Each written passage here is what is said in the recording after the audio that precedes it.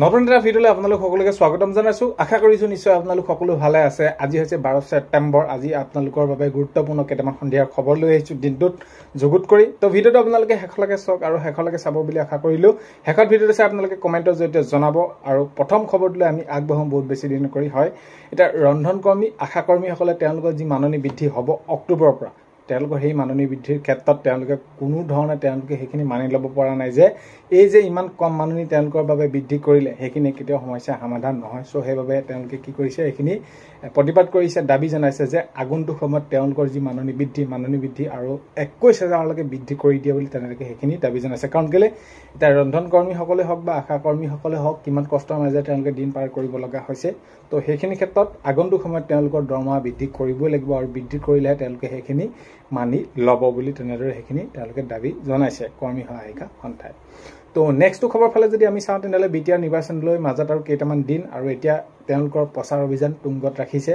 তো সেইখিনি ক্ষেত্ৰত এতিয়া প্ৰচাৰ বেলেগ ধৰণে সেইখিনি নিজৰ দলীয় কৰ্মকৰ্তাসকলে তেওঁলোকে সেইখিনি প্ৰচাৰ চলাইছে। তো কেনেকুৱা ধৰণৰ কি পৰিস্থিতি হয় আগন্তুক সময়ত গম পোৱা যাব। এতিয়া কথাটো হ'ল কি, এতিয়া তেওঁলোকৰ নিৰ্বাচনী প্ৰচাৰ তুংগত উঠিছে। তেতিয়া নেক্সট খবৰটো লৈ আহিছোঁ, কথাৰ মূল্য নাই।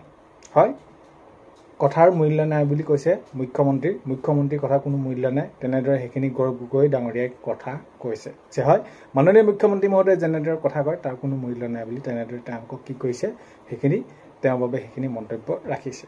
এবাৰ যি কি নহওক আগন্তুক সময়ত কেনেকুৱা কি হয় সেইখিনি আগন্তুক সময়ত গম পোৱা যাব। বিটিআৰ নিৰ্বাচনৰ প্ৰচাৰ সেইখিনি গৌৰৱ গগৈ ডাঙৰীয়াই সেইখিনি প্ৰচাৰ চলাই আছে। যিহেতু এতিয়া মই কৈছোৱেই আগৰ পইণ্টটো যদি আপোনালোকে চাই নিৰ্বাচনৰ প্ৰচাৰ তুংগত উঠিছে আৰু সেইবাবে এতিয়া বিটিআৰত আকৌ প্ৰচাৰ মাজত গৌৰৱ গগৈ ডাঙৰীয়াও তেনেদৰে কৈছে। তো নেক্সটটো খবৰ আহিছোঁ, নিশা মহানগৰীৰ বিভিন্ন স্থানত কি কৰা হৈছে। দিছপুৰ আৰক্ষীৰ অভিযান চলিছে। অভিযান মানে এনেকুৱা ধৰণৰ যদি মাজৰাতি ধৰি লওক কোনোবা সন্দেহযুক্ত তেনেদৰে কোনোবা লোক পাইছে তেনেহ'লে তেওঁলোকক সেইখিনি তালাচী চলাইছে। আৰু বিশেষকৈ মহানগৰীত কেনেকুৱা ধৰণৰ কি পৰিস্থিতি হৈ থাকে আপোনালোকে সেইখিনি কথা গমে পাই আহিছে। তো হয়, নিশা মহানগৰীত বিভিন্ন স্থানত দিছপুৰ আৰক্ষীৰ অভিযান চলি আছে আৰু এইখিনি ক্ষেত্ৰত তালাচী কৰি আছে। তো মুখ্যমন্ত্ৰী মহোদয়ে কথাবিলাক কেনেদৰে কয় আপোনালোকেতো নিশ্চয় গম পাইছে। আজি মাননীয় মুখ্যমন্ত্ৰী মহোদয়ে আকৌ সেইবিলাক কথা কৈয়ে থাকে। হয়, মুখ্যমন্ত্ৰী মহোদয়ে নিজে কৈছে সেইখিনি, মই দুগ্ধদানি খাই ডাঙৰ হোৱা নাই, মই মাৰ গাখীৰ খাই ডাঙৰ হৈছোঁ, এনেকুৱা ধৰণৰ কটাক্ষ কৰিছে। তো যিহেতু প্ৰসংগবিলাক চলি আছে এইখিনি 10 ছেপ্টেম্বৰত সেইখিনি হ'ব বুলি ক'লে, SID সেইখিনি দাখিল কৰিলে ইত্যাদি সেইখিনি ক্ষেত্ৰতে মাননীয় মুখ্যমন্ত্ৰী মহোদয়ে কেনেকুৱা ধৰণৰ কথাবিলাক উত্থাপন কৰে আপোনালোকে হয়তো নিশ্চয় গম পাইছে। হয়, আজি মাননীয় মুখ্যমন্ত্ৰী মহোদয়ে কৈছে যে হয়, মই দুগ্ধদানি খাই ডাঙৰ হোৱা নাই, মাৰ গাখীৰ খাই ডাঙৰ হৈছোঁ, এনেদৰে সেইখিনি কথাবিলাক কৈছে। কথাখিনি বৰ বেলেগ ধৰণে সেইখিনি তেওঁলোকে আগবঢ়ায়। বাৰু যি কি নহওক BTC নিৰ্বাচনত কংগ্ৰেছে এতিয়াও 0 আৰু আগলৈও 0 হৈ থাকিব, এনেদৰে মাননীয় মুখ্যমন্ত্ৰী মহোদয়ে জনাইছে। চ' হয়, BTC নিৰ্বাচনত কংগ্ৰেছ এতিয়াও 0 আৰু আগলৈও 0 হৈ থাকিব, মুখ্যমন্ত্ৰী মহোদয়ে তেনেদৰে জনাইছে। তো নেক্সটটো খবৰ যদি চাই আপোনালোকে গৌৰৱ গগৈ পাকিস্তান লিংক, তো SIDয়ে দাখিল কৰা প্ৰতিবেদন ৰাজহুৱা কৰক। তো সেইখিনি ক্ষেত্ৰত আহ্বান অখিল গগৈ ডাঙৰীয়াই, তো ৰাজহুৱা কৰিবৰ বাবে আহ্বান জনাইছে। তো অখিল গগৈ ডাঙৰীয়াই কেনেদৰে কি কয় সেইখিনি আপোনালোকে নিশ্চয় গম পাই আছে।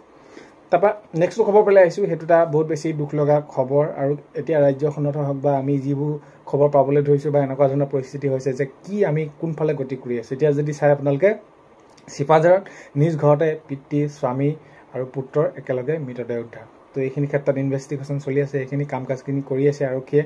তো এটা বহুতে দুখ লগা বিষয়, এইকেইদিন এনেকুৱা ধৰণৰ খবৰবিলাকে আহিছে, দুৰ্ঘটনা, মাৰ্ডাৰ, ক'ৰবাত কটাকটি এনেকুৱা ধৰণৰ।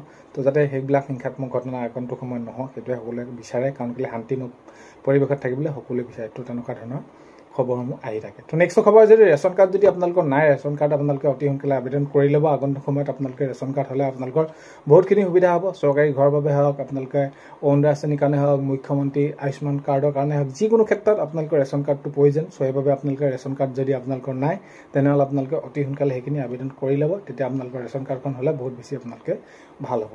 তো নেক্সটটো খবৰ ফালে আহিছোঁ, সেইটো হৈছে চৰকাৰী ঘৰ যিসকলে পোৱা নাই, আবেদন কৰিছিল, যিহেতু কৰিছিল, এতিয়া তেওঁলোকৰ নতুনকৈ লিষ্ট প্ৰকাশ পাবলৈ গৈ আছে। আৰু যিসকলে ঘৰ পোৱা নাই আগন্তুক সময়তে প্ৰায় 3 লাখতকৈ অধিক ঘৰ তেনেদৰে অসম চৰকাৰে অনুমোদন পাইছে কেন্দ্ৰীয় চৰকাৰৰ পৰা। আগন্তুক সময়ত লিষ্ট প্ৰকাশ পাব আৰু আপোনালোকৰ বাবে বহুত বেছি ভাল খবৰ আহিব।